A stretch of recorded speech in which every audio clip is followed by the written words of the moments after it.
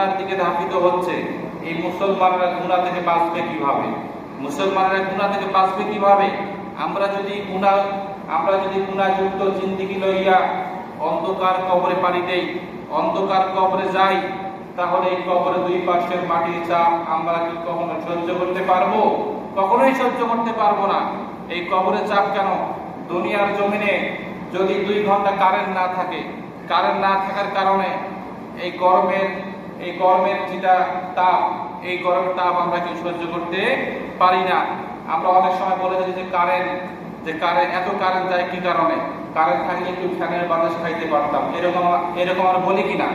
কিন্তু এটা যদি হয় দুনিয়ার ক্ষেত্রে, কিন্তু আপনার আত্মীয় স্বজন, আপনার মা বাবা যখন কবরে রেখে আসবে, কবরে রেখে আসার পরে আপনি যদি জাররা পরিমাণ গুনাহ নিয়ে অন্ধকার কবরে যান, তাহলে আপনাকে এই কবরে 2 পাশের মাটি এমন ভাবে চাপ মারবে, সেখানে আপনার হাড়টি চূর্ণ বিচূর্ণ হয়ে যাবে।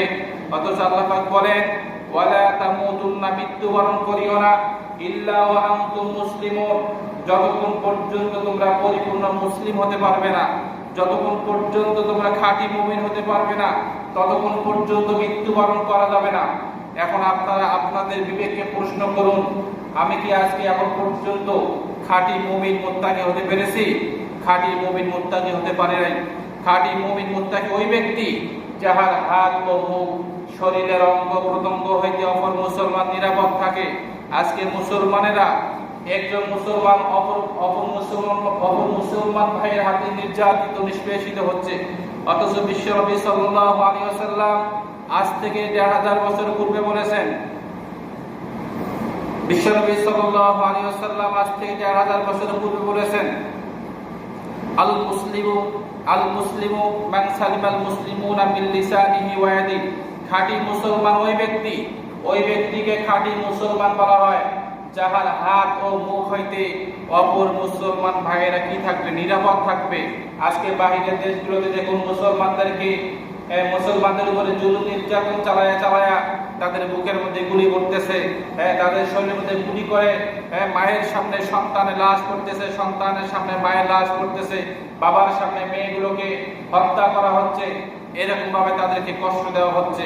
তাহলে আমি এখন বলতে চাই, যারা একে অপরকে যারা কষ্ট দিচ্ছে, তাদের মধ্যে এই হাদিসের কোনো আমল নাই।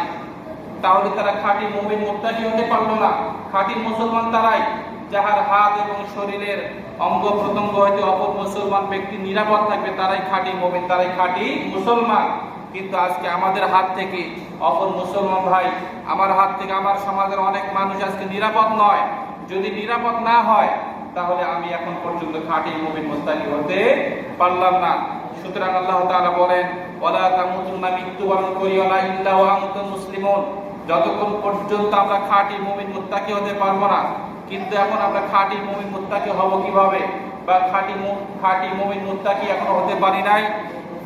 এর পূর্বে বিশ্বনবী সাল্লাল্লাহু আলাইহি ওয়াসাল্লাম একটি হাদিস বলেন, মান তারাকাস সালাতা মুতাআম্মিদাতান ফাকাদ কাফারা। বিশ্বনবী সাল্লাল্লাহু আলাইহি ওয়াসাল্লাম বলেন, কাফির এবং মুসলিম এর মধ্যে পার্থক্য হলো নামাজ। যারা খাঁটি মুমিন, যারা খাঁটি মুসলমান, এরা মসজিদে এসে 5 ওয়াক্ত নামাজ আল্লাহ পাককে রাজি খুশি করার জন্য আদায় করে। আর যারা খাঁটি মুমিন নয়, যারা ভেজাল মার্কা মুসলমান, যাদের মুসলিম বলে পরিচয় দেওয়ার মতো কোনো অধিকার নাই, এরা কি কখনো মসজিদে এসে 5 ওয়াক্ত নামাজ আদায় করে না। এখন আপনাদের বিবেককে প্রশ্ন করুন, আপনারা কি 5 ওয়াক্ত নামাজ মসজিদে এসে হোক আর বাহিরে হোক নিয়মিত আদায় করছেন কিনা? এটা আপনি আপনার বিবেককে প্রশ্ন করতে পারেন। কিন্তু